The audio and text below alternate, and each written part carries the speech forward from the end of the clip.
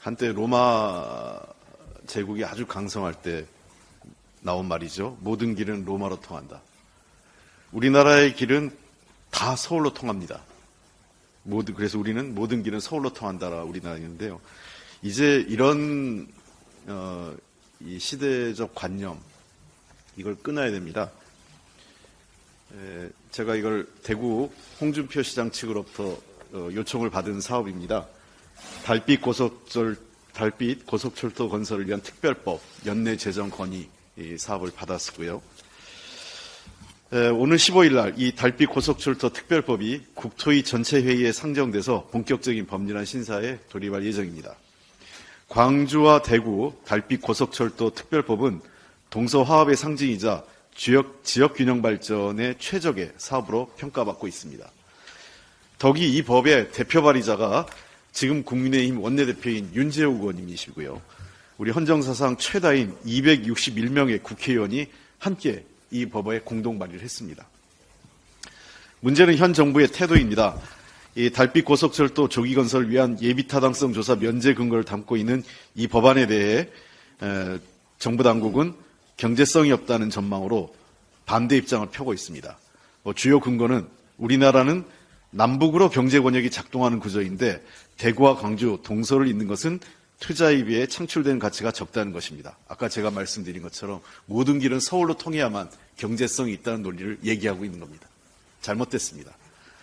지난 10월 국책연구기관인 산업연구원은 2017년부터 21년까지 5년간 지역 간 경제성장 격차 양상은 수도권 대 비수도권보다 중부권 대 남부권의 구도가 명확히 나타나고 있다고 지적을 했습니다.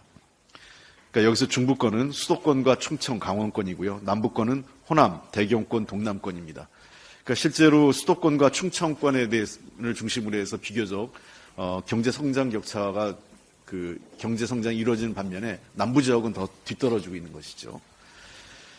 더불어 2004년과 2021년의 지역별 성장 회계 분석 결과를 비교해보면 지역 경제 성장의 핵심이 2004년도에는 수도권과 충남 1위가 2위가 경남 지역을 중심으로 한 2급 구조에서 21년도에 가면 수도권 및 인근 지역을 중심으로 하는 1급 구조로 변화하고 있음을 지적했습니다. 현재 남부기주, 즉 수도권과 그 인근 지역을 중심으로 하는 1급 경제 구조는 지속 가능한 경제 성장 방식이 될 수 없습니다. 많은 폐해들이 이미 지적되고 있습니다. 특히 수도권 중심의 1급 경제 구조는 나라의 잠재 성장률 훼손과 저출생의 원인으로 지목되고 있습니다. 대구와 광주를 잇는 총 길이 198.8km의 달빛 고속철도가 2030년까지 완공되면 현재의 수도권 중심의 경제 구조를 바꾸고 우리나라 전체 경제 기반을 더욱 두텁게 만드는 기폭제가 될 수 있습니다. 달빛 고속철도를 바탕으로 현재 경부선, 중앙선, 동해선, 호남선은 물론이고 경기도의 철도망까지 포함하는 전국 철도 네트워크를 구축할 수 있기 때문입니다. 무엇보다 달빛 고속철도는 광주, 송정, 담양, 전북, 장수, 남원, 순창, 경남, 합천, 거창, 함양, 경북, 고령, 서대구 등 6개 광역지자체와 10개 기초지자체에 걸쳐 있습니다.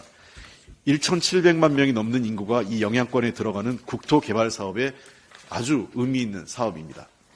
정부의 보다 전향적인 태도를 촉구합니다.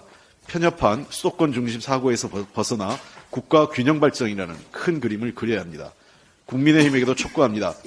달빛 고속철도 특별법은 헌정사상 최다 국회의원 발의로 제출된 영원한 상생의 상징입니다.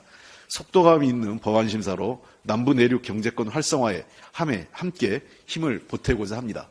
이번 정기국회에 마무리해서 내년에 이 사업이 시작될 수 있도록 국민의힘과 정부의 협조를 부탁합니다. 답을 기다리겠습니다.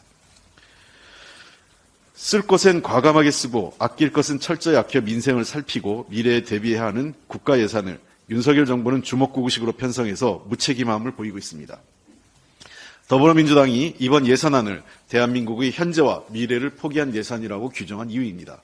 R&D를 비롯해 지역사랑 상품권, 청년 내일체험공제, 희귀질 환자 치료 지원 예산 등의 전액 또는 대폭 삭감으로 민생과 미래에는 무능한 정부가 대통령 월급은 올리고 예비비는 늘려 정부 주머니는 채울 뿐 아니라 시급하지 않고 불필요한 홍보성 예산과 각종 부실설 예산은 늘리는 표리부동함을 보이고 있습니다.